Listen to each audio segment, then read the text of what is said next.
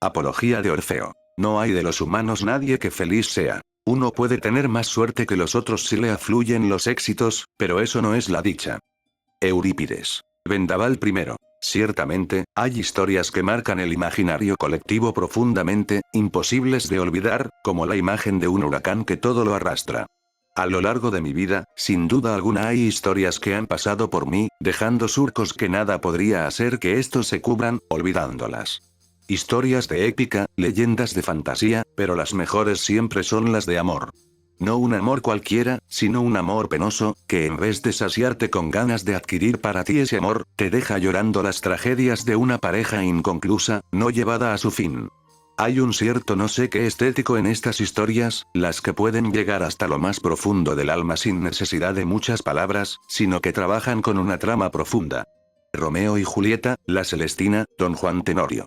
Estos son algunos ejemplos de literatura moderna de las historias de las que hablo, y por eso todas son representaciones teatrales y dramáticas. Y en todo esto, entra de manera muy concreta la idea de catarsis aristotélica. El maestro de la poética tenía razón al hablar del teatro como lo hacía. Este arte recoloca las sensaciones para que éstas puedan crecer de manera correcta, sin dañarnos a nosotros mismos. La compasión y el temor son aquellas emociones que, en el lado incorrecto de la historia, pueden mermar nuestra actuación e impedir la natural entereza de nuestro obrar habitual, y la obra poética tiene la noble tarea de reubicar estas emociones para que desempeñen su función en un sitio que sea de utilidad. Y ciertamente se puede decir que las historias de amor trágicas son únicas en reubicar nuestros sentimientos, y en esta categoría, y mi vida particular, el mito de Orfeo y Eurídice obtiene un sitio especial. Los mitos, sin duda alguna, obtienen un lugar de honor en mi vida, pues me hacían reflexionar y pensar sobre la realidad de un mundo caprichoso, tema que abordaré más adelante. Sé que no todos tienen una comprensión de la profundidad del mito en cuestión. Prefiero, pues, hacer un breve resumen del mito para asegurar que todo el mundo pueda llegar a comprender la profundidad de mi escrito, que no buscará más que ser una mera indagación personal sobre los más reales deseos que se hallan en lo más profundo e íntimo del corazón humano, donde la razón, cobarde, no se atreve a entrar. Este nuestro corazón es el sitio único donde la verdadera naturaleza del hombre aflora en la oscuridad, ajena a la propia conciencia humana y las definiciones de aquello que no puede ser formulado con simplicidad. El resumen que voy a realizar del mismo mito está también sujeto a la interpretación que de este mismo yo hago. Trataré de mantener las más íntimas de las interpretaciones en silencio, para que pueda hacerse un juicio justo y sincero de la historia por cada lector interesado. Trataré de transmitiros lo que siento cada vez que pienso en esta historia, para que quedéis arrebatados por oír tan hermoso canto, que trataré de contar de la mejor manera. Con esto último, antes de comenzar con la historia, cabe destacar que dentro de la mitología todas las versiones que hay de la historia mítica son válidas, todas las interpretaciones, siempre que lleven la moraleja de la historia, serán completamente válidas, desde las más antiguas, escritas por clásicos autores de Roma y Grecia, como pueden serlo Ovidio, que dejó su versión en su Metamorfosis, o el mismo Virgilio, que en sus Geórgicas dejó hermosas palabras para contar la historia del triste poeta y su historia de amor. Aún con estos autores existen también interpretaciones más actuales, como pueden serlo la ópera de Monteverdi L'Orfeo, inspirada en el libreto de Alessandro Strigio y que se proclamó como una de las primeras óperas de la historia, o el musical Aristotune del año 2006, que cuenta la misma historia, pero llevada y actualizada a los tiempos modernos. Con esto no tengo más que decir, por ahora, y trataré de relatar el mito a mi manera en pos de resaltar lo hermoso de esto y la genialidad de ello. Para leer una buena historia no hace falta leerla con los ojos, sino que con el alma la has de interpretar. Abrid la visión del alma y juzgad ahora. Marea primero. En la región de Tracia, en tiempos antediluvianos ya, vivía un hombre, del que se decía ser hijo de Apolo y de la ninfa Calíope. Era un hombre hermoso, deseado por muchas de las mujeres que en la zona habitaban. Su belleza no se limitaba al exterior, aunque tampoco es que ésta se pudiera ignorar, sino que en su fuero interno hallábase la gracia que encandilaba a las mujeres a su alrededor. Los otros hombres, por su parte, no tenían en alta estima a Orfeo, quien era, bajo su estándar, demasiado débil y delicado como para que lo consideraran un heredero digno del fuerte reino de Tracia. Todos ellos, escondiéndose avergonzados de su reflejo, escuchaban a Orfeo cantar en las plazas de la ciudad. A Orfeo poco podía importarle lo que a su alrededor se desarrollaba. Él era conocedor de sus dones, y vivía feliz con ellos. No tenía pensado cambiar por mucho que le presionaran a ello.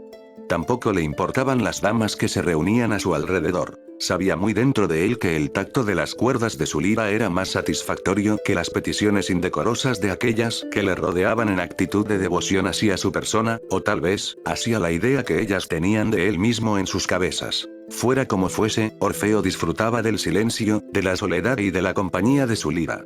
Su entorno favorito era el de los bosques, donde podía recrearse de esas características que él tanto disfrutaba.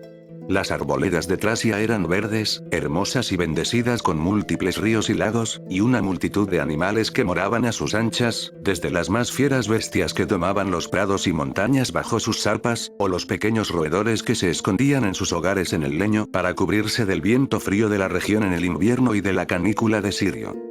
En definitiva, Orfeo gozaba de su pequeño refugio, donde parecía que la vida no podría alcanzarlo, y sus responsabilidades parecían irse con el viento, y que, fuese a donde fuese, parecía llevarse sus preocupaciones mientras le acariciaba el pelo con cuidado, despeinando su naturalmente enmarañado cabello negro, y sus rizos tintineaban al son del céfiro. Uno de esos tórridos días de verano, Orfeo caminaba en las llanuras, camino que sus pies hacían, formando vías nuevas hacia su destino, que verde y pródigo le esperaba, ansioso de oír sus melodías.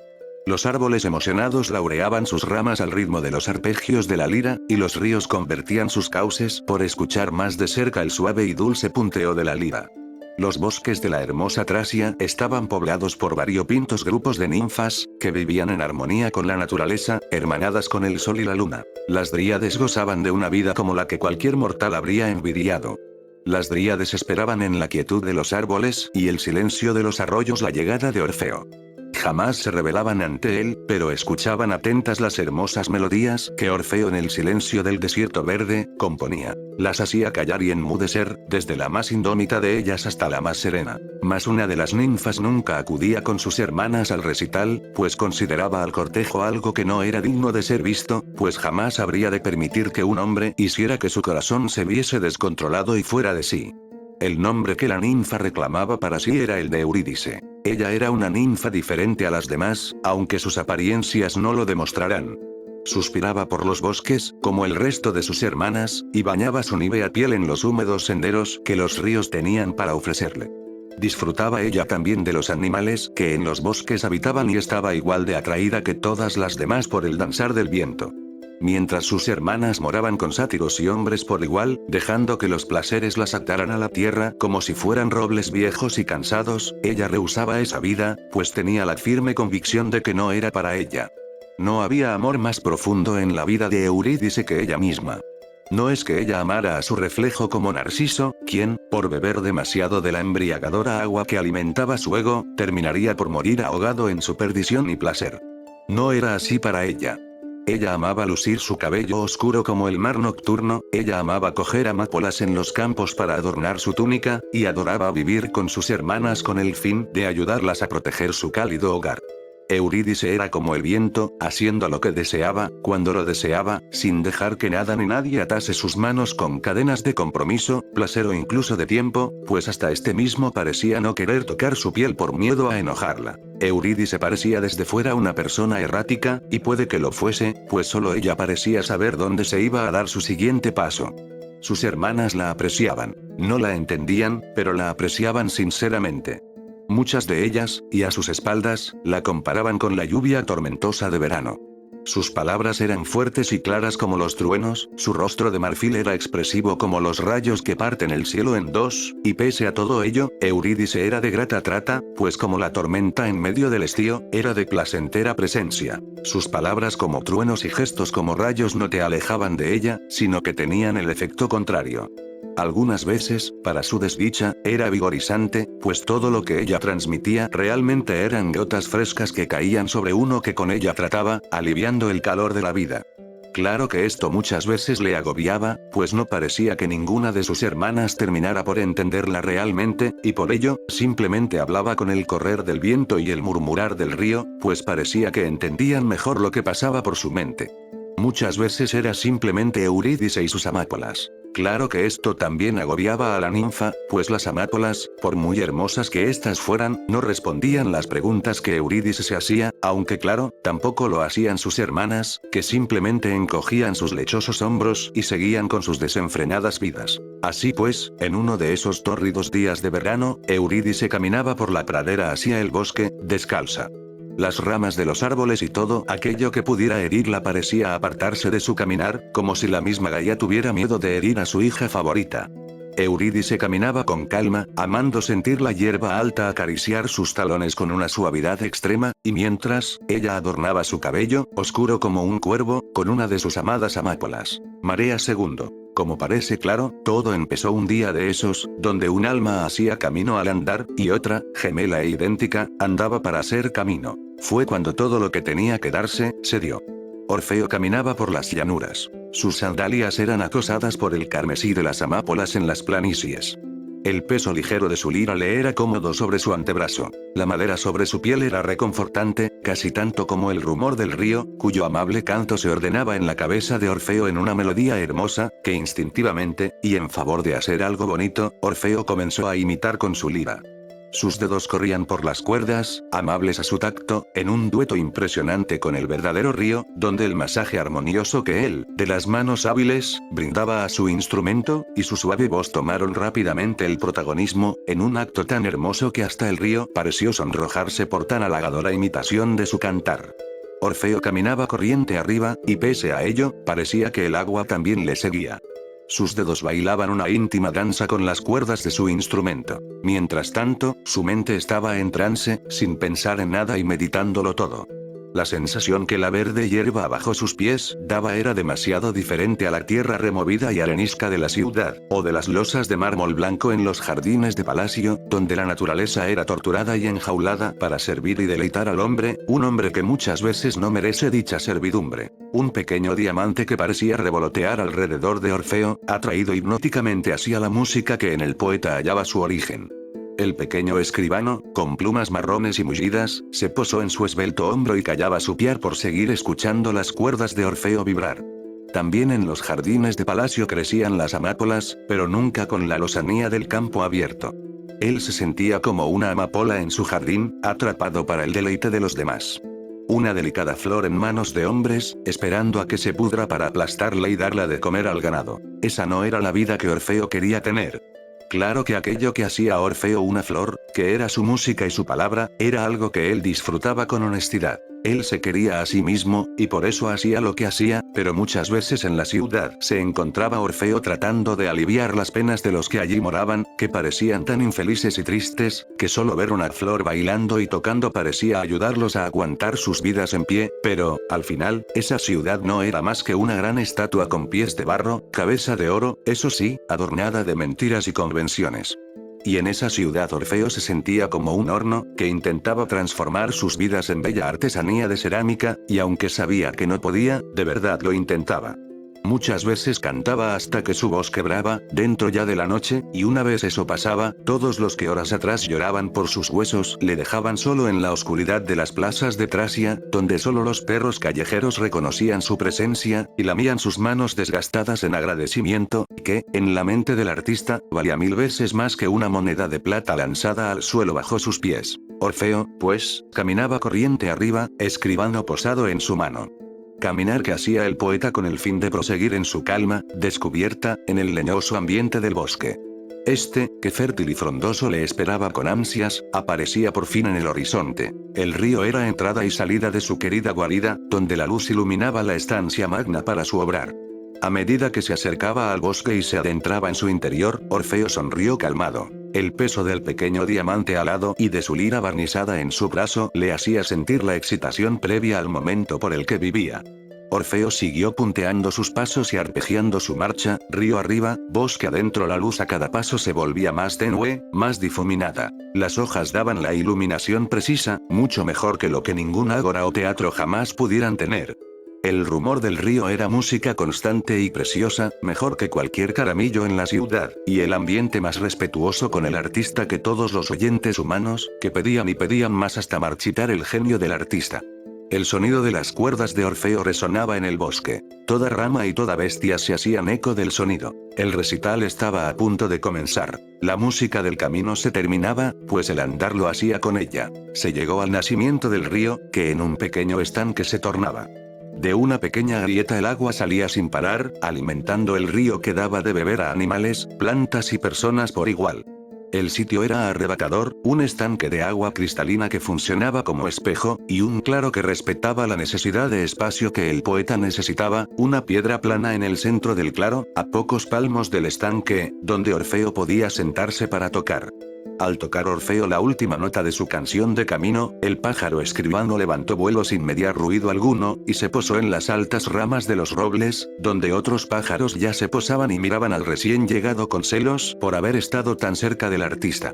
Orfeo se descalzó, desatando sus sandalias con actitud, pues el claro estaba plagado de las más finas hierbas, un césped mullido que parecía estar allí solamente para permitir que el poeta se pudiera descalzar, velando pues la naturaleza por su bienestar. Orfeo dio pequeños saltos en la hierba y rió feliz de volver a sentir la verde alfombra de la tierra, suave bajo sus pies. Después de que el claro no fuera el único testigo de su alegría, pues alguien se escondía en las sombras, se sentó en la piedra que respiraba frescor, pues el lino de su túnica permitía que el frío de la roca aliviara su calor. Como he dicho, alguien se hallaba en las sombras de los quietos árboles, siendo el escondite perfecto, pues Orfeo nunca reparaba más allá de sus cuerdas ni del sonido de su voz. Era, pues, Eurídice quien se escondía detrás del árbol, o, como diría ella, se encontraba atada por capricho de la situación a la sombra que el viejo roble le proporcionaba para evitar una situación que simplemente quería evitar, o sea, sí, se estaba escondiendo. Mientras ella se movía entre las sombras de los árboles, Orfeo comenzaba su recital, y lo peor de todo es que era mucho mejor de lo que sus hermanas jamás describieron. El sonido de cada cuerda parecía tener la respuesta a cada una de sus preguntas, y la voz que en hermosa canción transformaba el ambiente idílico en un paraíso, parecía contener 1000 preguntas que ella podía responder al joven. Ella, terca, negó con la cabeza. No es que la música del joven le hubiera robado el corazón, es que ella quería respuestas.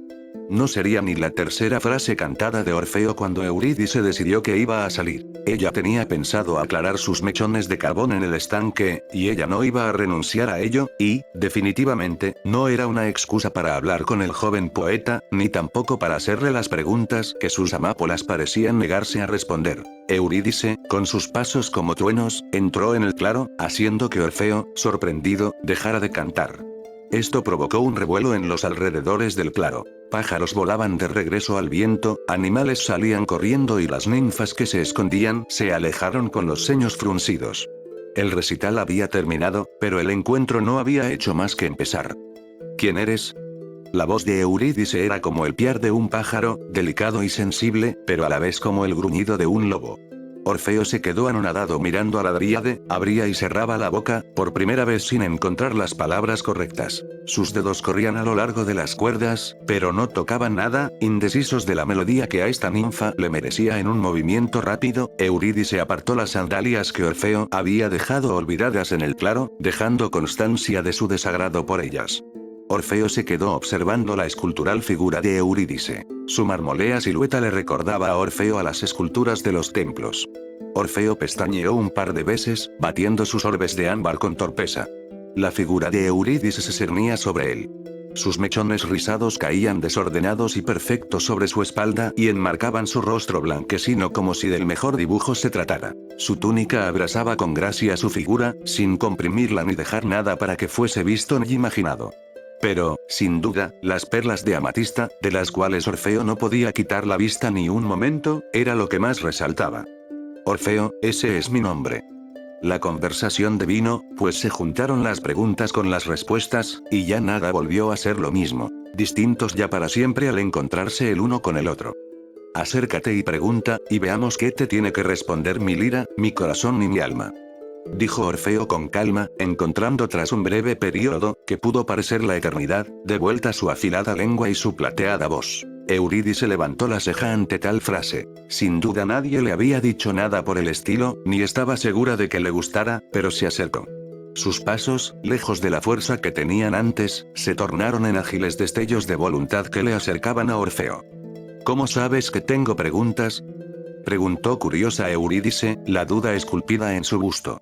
Orfeo soltó una suave risa, que bien podría haber sido un canto por sí mismo, pues la musicalidad de su risa era tan cristalina como el agua a sus espaldas. Todos tenemos preguntas. Hay quienes tienen el valor de preguntar, y los que no lo tienen, y solo pueden escuchar y juzgar a quienes tienen el valor de compartirlas. Orfeo se levantó de su pétreo escaño y, sirviente, le dejó a Eurídice sentarse en el cómodo sillón que la naturaleza les prestaba, mientras él se sentaba en su alfombra de verde mullido, aunque esto manchara su impoluta túnica. En medio de ambos, el bribón escribano revoloteaba, distorsionando la realidad callada a su alrededor, siendo la única experiencia que parecía atada al tiempo mientras sendas, amapola y tormenta, se observaban a los ojos, ámbar y amatista incapaces de volver a separarse jamás. Marea tercero. El tiempo rápidamente pasó, el día igual que la noche, y la noche igual que el día. Amapola y tormenta se hicieron inseparables, y era raro ver a Orfeo cantar o tocar sin que Eurídice lo presenciara, tanto también que se volvió usual que Eurídice, reacia a las ciudades, apareciera en el jardín de Orfeo para que a ella le entonara serviles nocturnidades, de manera más tierna que la luna, y con más ardiente pasión que el sol. Y cuando no estaban juntos, el aire parecía enardecerse de pena, los colores dejar de brillar en melancolía y las amatistas que coronaban la visión de Eurídice parecían perdidas en el horizonte de su bosque, donde solamente la animadversión por la ciudad le impedía escaparse de sus terrenos. El río, corriente muro que no podía, o no sabía, cómo superar, ni tampoco si quería.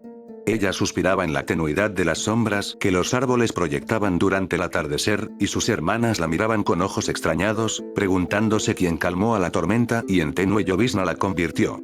Ahora ya Eurídice no amaba a las amapolas, amaba a su amapola, y ésta siempre adornaba su cabeza, su alma y su corazón. Lejos del bosque y el reposo que éste le daba, Orfeo vivía ahora descalzo, y sendas, bosque y ciudad protegían sus pies del daño. Ramas y espinas se escondían bajo tierra, evitando lastimarle, y la grava y filosas piedras que adornaban el pavimento de la ciudad parecían no adherirse demasiado a su piel, pues no parecían merecerlo.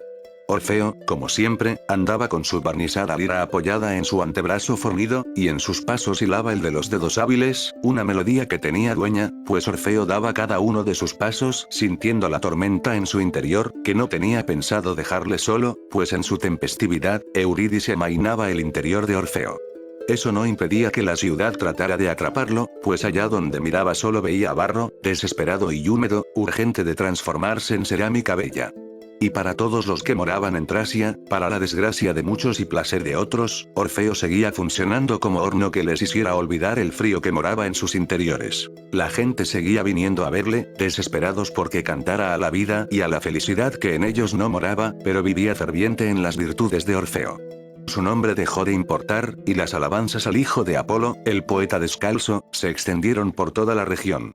Una noche, cuando ya ni las antorchas de la ciudad querían acompañarlo, Orfeo caminaba hacia el palacio, arrastrando sus pies cansados y tosiendo su árida garganta con cansancio y esfuerzo. Se apoyaba en las paredes alcalinas de las casas, pues el sueño era mucho y las fuerzas, pocas. La lira colgaba en su espalda, y su mano caía desganada y flácida, incapaz de seguir tocando. Un perro callejero, concesión de la madre tierra, le seguía de cerca, presionando su helada y húmeda nariz cerca de su cansada mano, en la que se tatuaba las cuerdas de la lira. Orfeo lo miró desde arriba, y sonrió. Sus ojos de miel parpadeaban lentos y desiguales. Usando la pared como apoyo, se deslizó hasta estar al nivel del can y, juntando su frente con el callejero, susurró una hermosa melodía solo para él.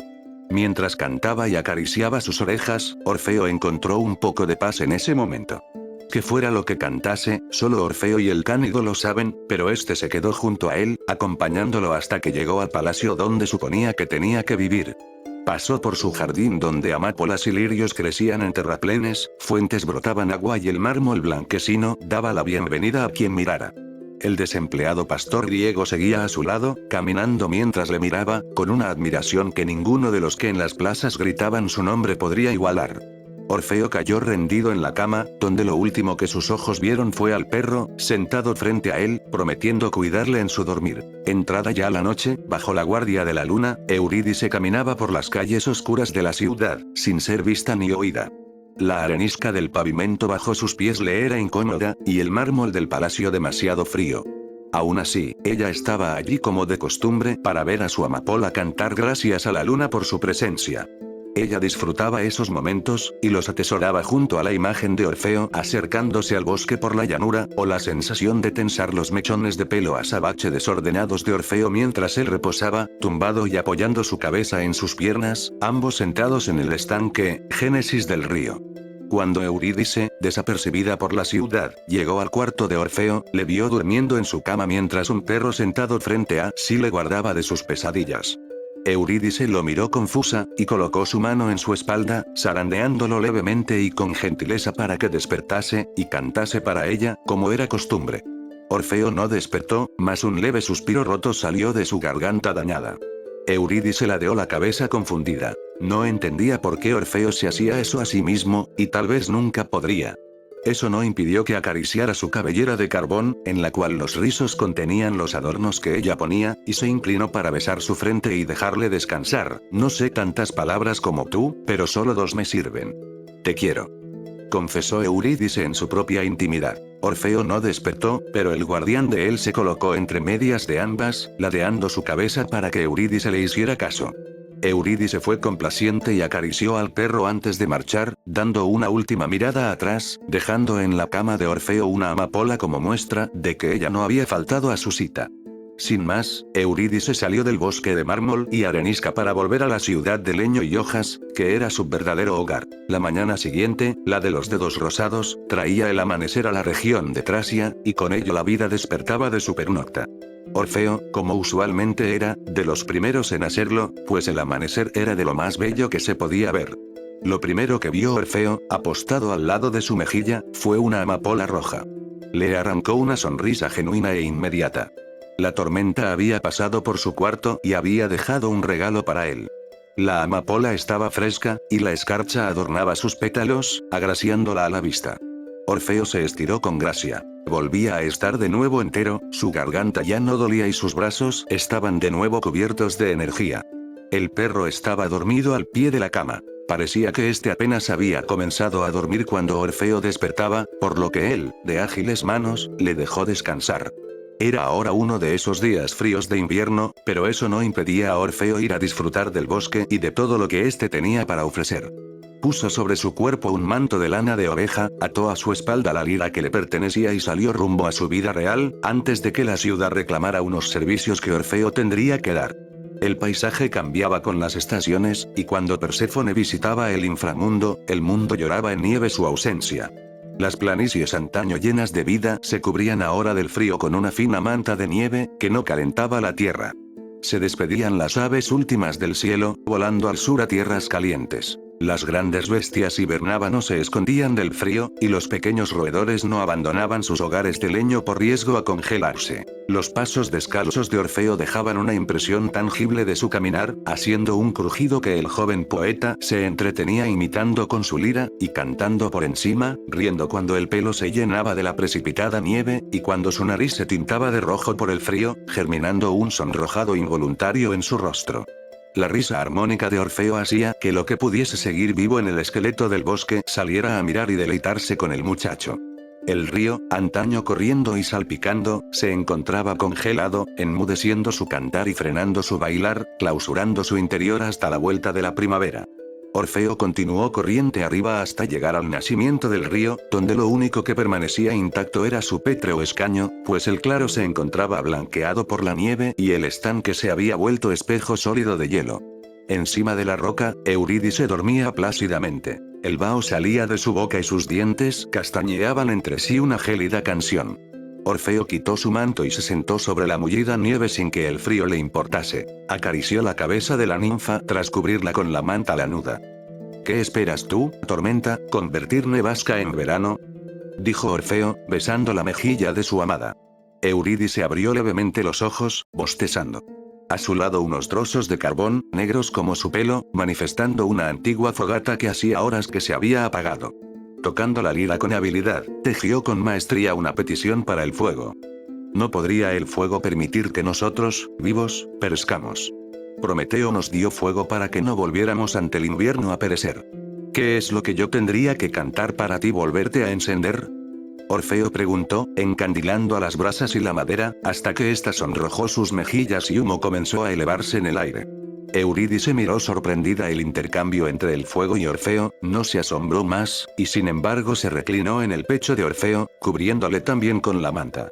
Eurídice escuchaba el ritmo del corazón de Orfeo, que sonaba más hermoso que la lira y su cantar. Era un tambor insaciante que no dejaba de latir. Eurídice se sonrojaba al pensar que por ella sonaba. Eurídice se acurrucó más cercana al pecho de Orfeo. Por primera vez en mucho tiempo, su cabeza no tenía demasiadas preguntas. Sus manos frías se agarraban al cálido costado de Orfeo, quien jugaba con sus trenzas, interconectándolas para su comodidad.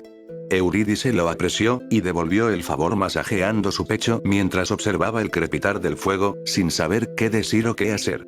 Eurídice siempre sabía qué decir, qué hacer. Ahora que lo tenía todo tan cerca, no sabía nada.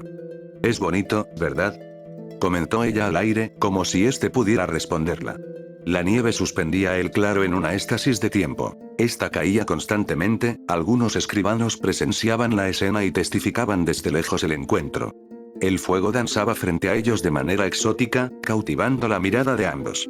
Eurídice se acercó aún más al trasio, momento que él aprovechó para volcar la nieve blanca que en su cabeza se acumulaba sobre la dríade de los bosques. Orfeo sonrió sonoramente cuando la nieve se coló entre ambos, enfriando sus cuerpos, pero no sus corazones. «Eres un diamante perdido en la nieve, no hay nada más bonito que eso». Eurídice parecía querer enfadarse, pero la risa de Orfeo la detuvo de ello. Ella se acercó más todavía para suplir el calor que la nieve le había arrebatado. Eurídice siguió mirando al fuego mientras sus manos temblaban. No temblaban de frío, sino por la tormenta de sentimientos que dentro de ella se daba.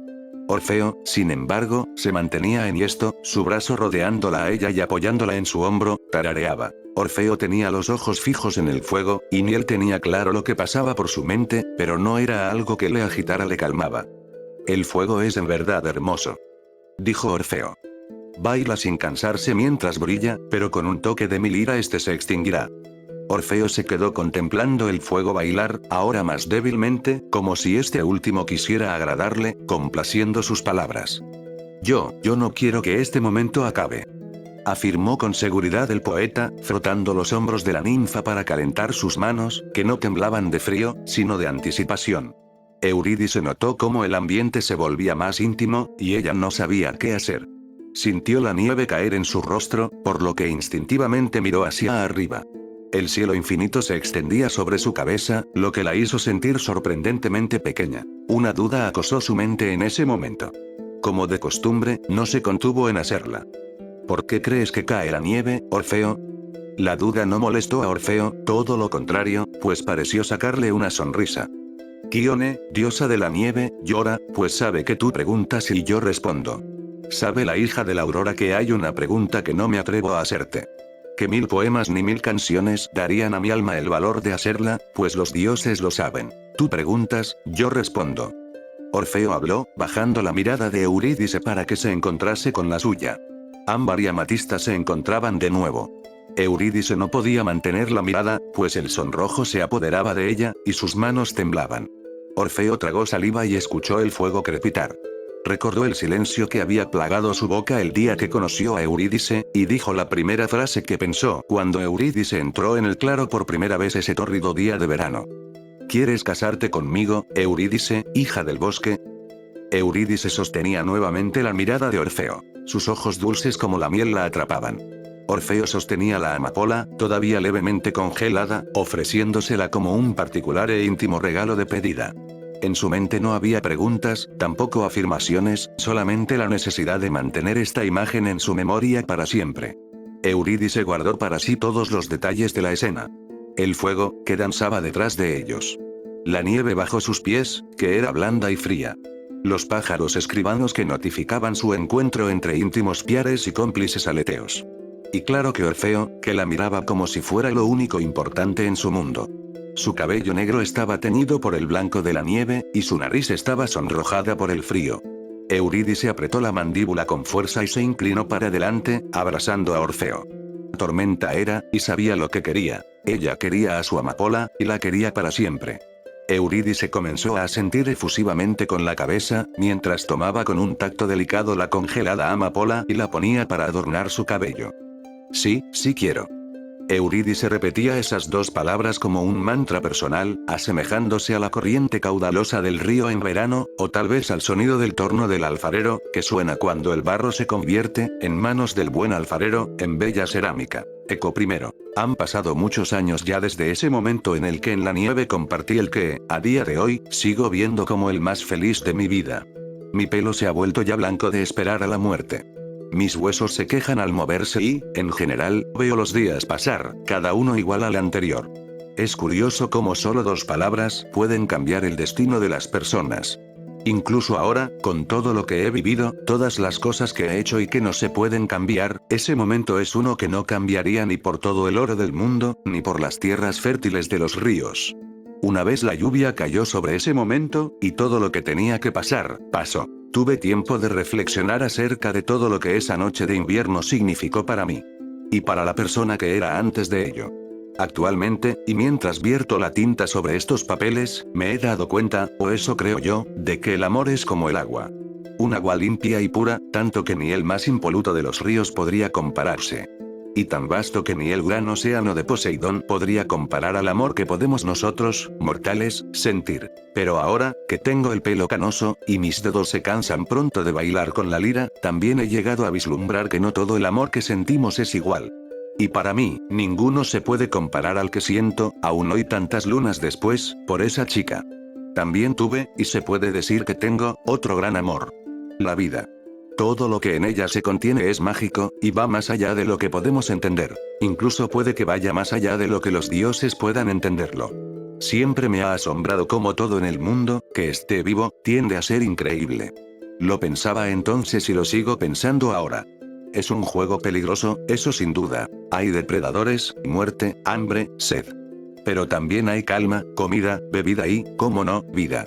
Los humanos parecemos increíbles en eso de vivir. Cultivamos nuestra comida, hacemos nuestras bebidas y nos juntamos y ayudamos los unos a los otros, o por lo menos lo intentamos. Volviendo al caso, la vida ha sido siempre un amor para mí. La vida parecía darme las gracias, y que me regalara una lira fue lo mejor que pudo hacer, pues canté para ella hasta que no pude más. Todo el mundo parecía alegrarse cuando cantaba, y yo solía ser el primero en hacerlo. Algunos me insultaban, o se burlaban de mí. No por eso dejé de cantar para ellos. Veía en sus rostros, cuando se alejaban, más tranquilidad que antes de encontrarse conmigo. Nunca obligué ni obligó a nadie a escucharme.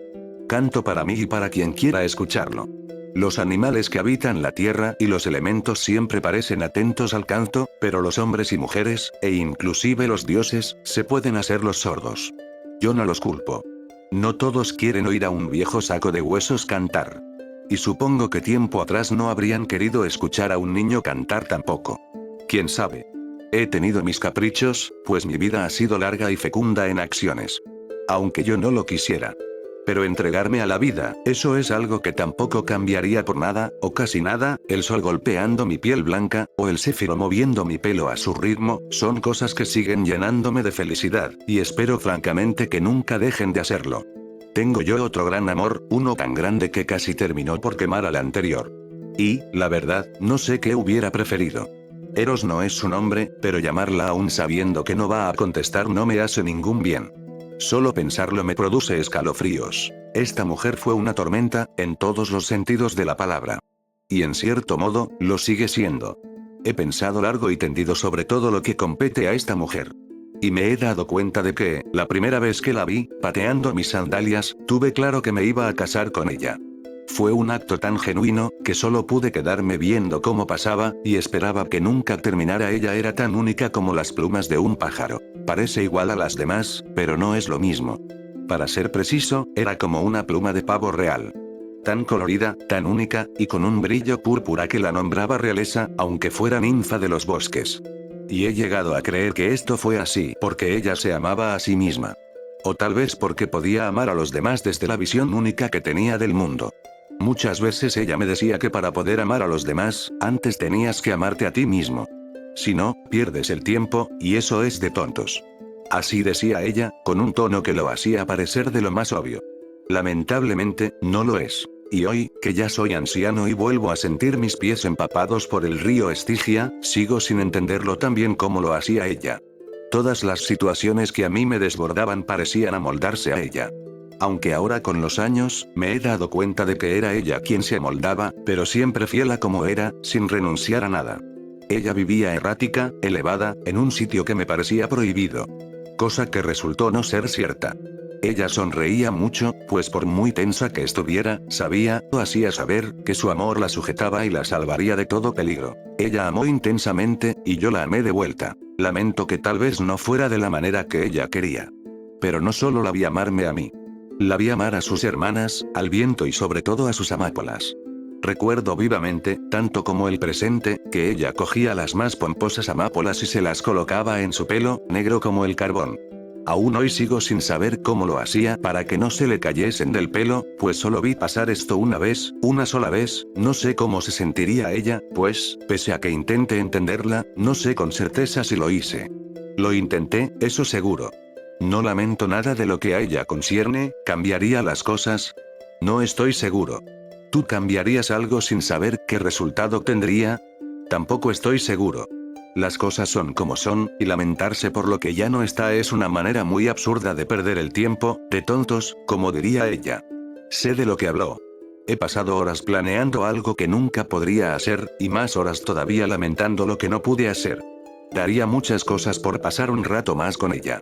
Por volver a hacerla reír. Por volver a hacerla sentir. Pero lo que pasó, pasó, y yo no puedo cambiarlo. También sé de lo que habló. Entre estos dos amores, hubo espacio para muchos más. No tan importantes, eso seguro, pero que han llegado muy profundo en mi corazón. Unos amores extraños, diferentes. Que no por ello peores. Eran amores que calentaban, hacían sentir, pero no quemaban, ni tampoco gastaban.